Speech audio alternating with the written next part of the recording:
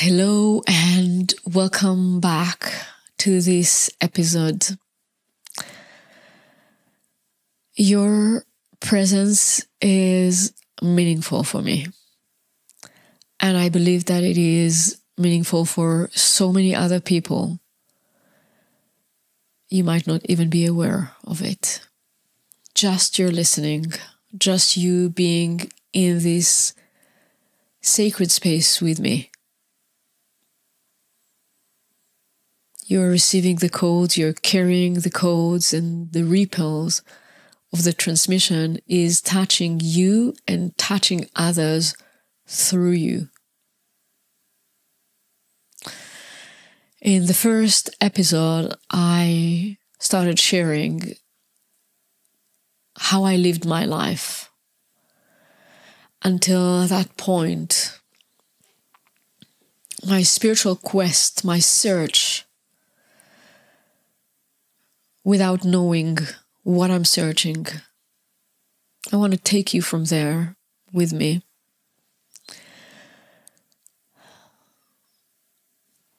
I want to share with you a thought that I had, that I recall, this type of amazement, trying to figure out. I remember that I was looking around me. I didn't know who am I speaking with. I didn't know if there's someone listening. I didn't know that there is a world beyond, because the world beyond that I was aware of was something that, in my perception, is part of this world. I had a missing link. I remember that I was thinking/feeling that I cannot understand how could it be that all of those birds, all of those flowers, all of those leaves, all of those stars, all of those songs, all of those kisses, all of those beautiful people, all of the things that are happening in the world sums up to a flat experience. How could it be that all of that is just for that? Just to function. Just to survive. I didn't have this vocabulary at that time, but I felt the feeling that it is flat. I felt the feeling that it's not true. It's not the truth. And I was determined to discover, what is it? What is really here? What really exists? I needed to know that. So I took this decision of an Italian strike, which means I said to whomever,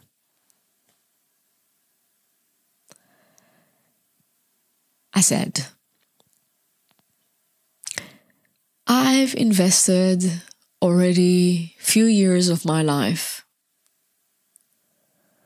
to figure out what's really going on. I've invested a few years in my life to understand, what am I doing here?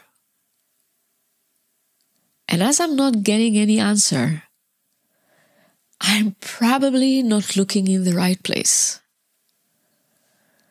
And as I've been searching for so long, I have no more where to search. Sorry. Done.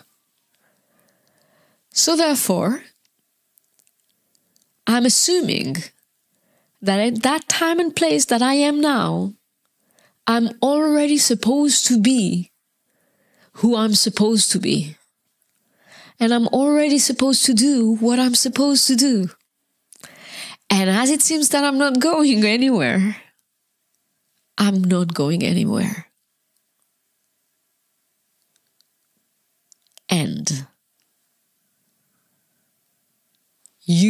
figure it out. And I just decided to stop everything. Everything. A complete renunciation of anything and everything that was part of my life.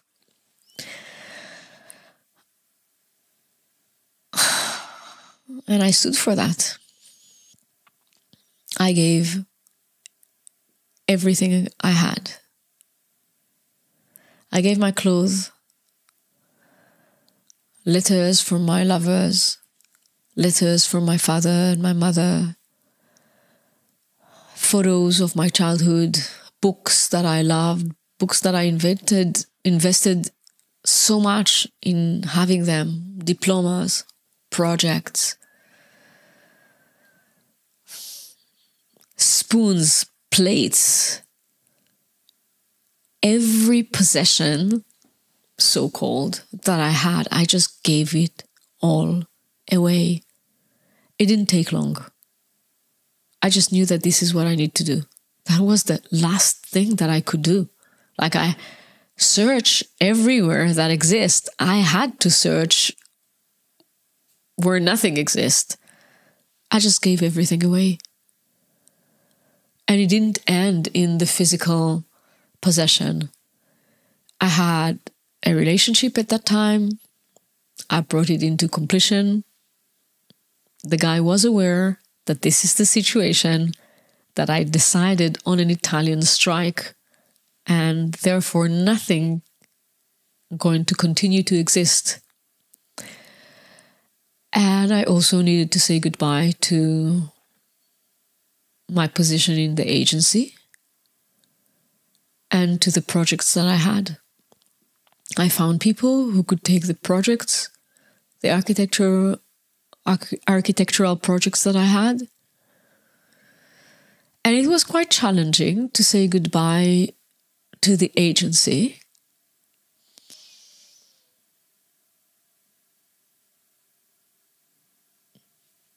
You know, survival.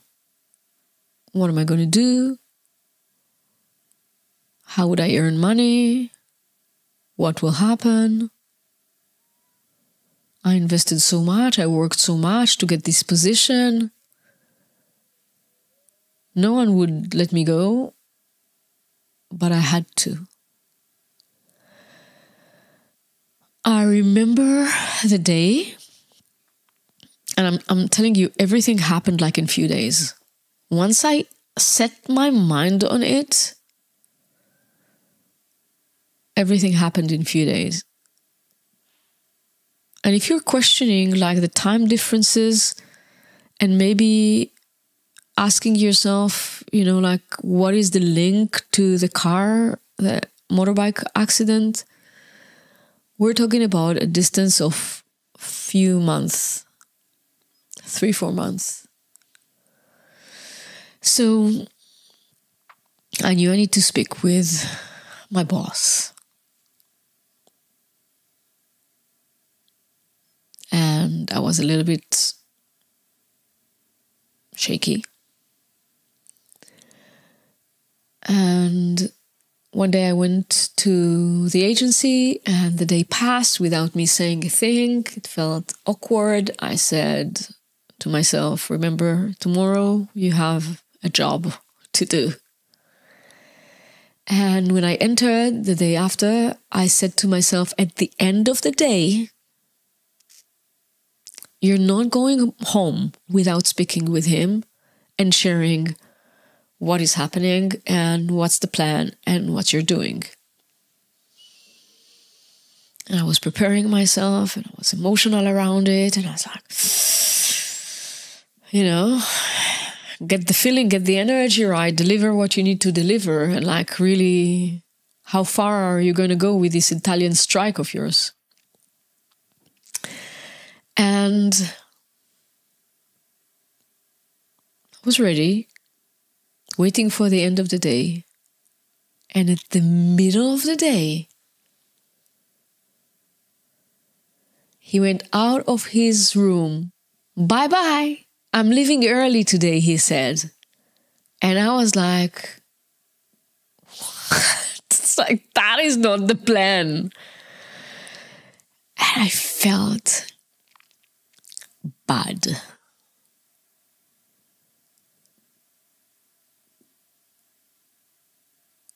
I just felt that I'm crumbling, and I'm like, oh, I felt bad. It didn't feel good at all.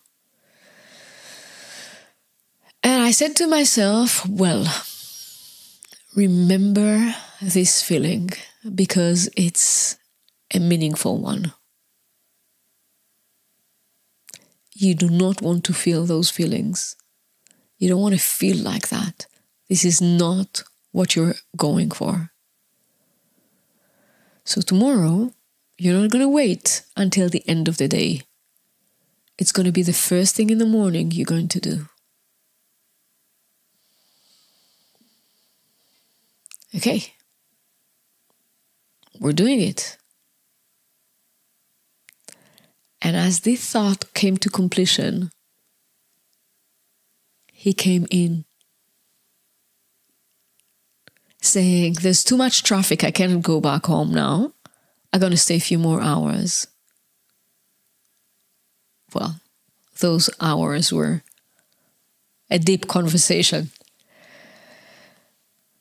Yeah. I ended this position in the agency. I had nothing. And that was my nothing period. I was waking up in the morning to a nothing day, eating a nothing breakfast,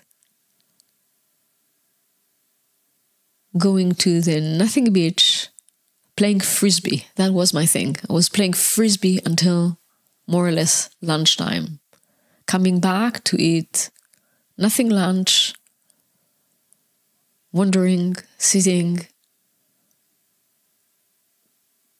nothing after nothing after nothing after nothing. And you know what is the beautiful thing is? I didn't wait anymore. Before, when I was seeking, I was still waiting for something. There was still a certain result, like something need to happen, a door needs to open up, something need to happen. But when I gave it all away, I just didn't wait for anything anymore.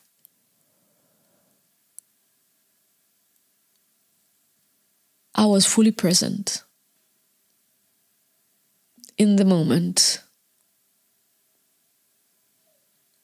There were no prejudgment, preconceived ideas, no agendas, no intentions, no results that needs to happen, because I just going nowhere. And it was a powerful, powerful, powerful time.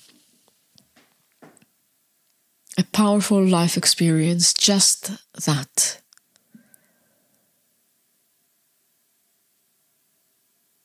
I feel that all my life, until that point, there was a depth within me. But at that period, I start to be in contact with that depth. Until that period, I was under the influence of that depth, learning how to live with high sensitivity and unregular thinking processes. But now it started to feel different.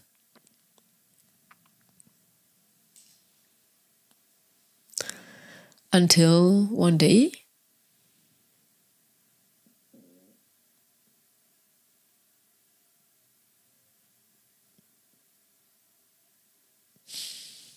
had a night.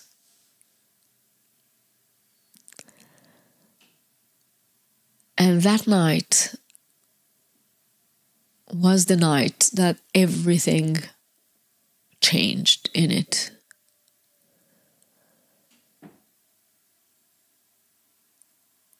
People can call it mystical experience. You can call it a dream. You can call it something very similar to a near-death experience, although I wasn't about to die.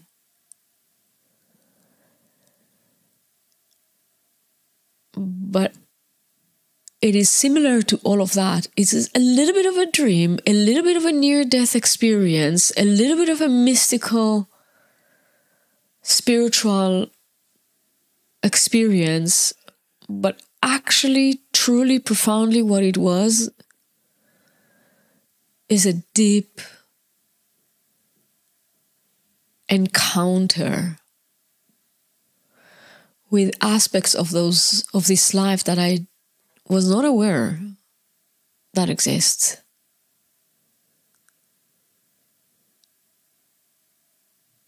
It was a deep awakening to my true nature in an irreversible way. Whatever happened there is still happening now.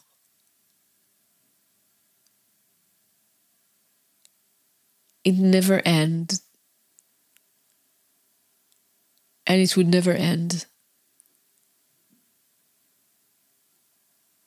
It is just eternal, complete, full, present, luminous, tangible and untangible at the same time.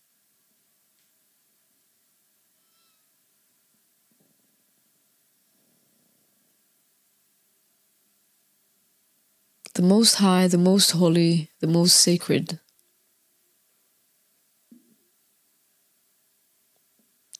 Where the entire system is surrendering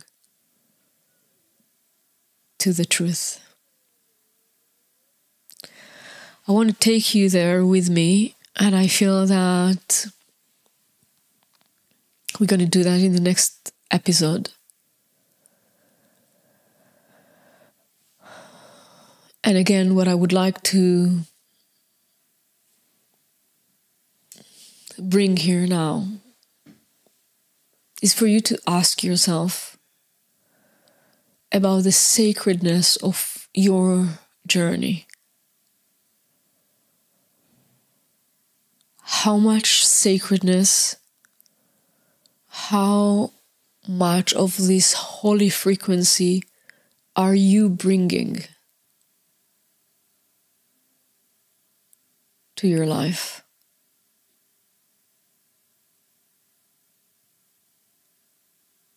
Your level of devotion to yourself, to your journey, to your spirit, to the spirit.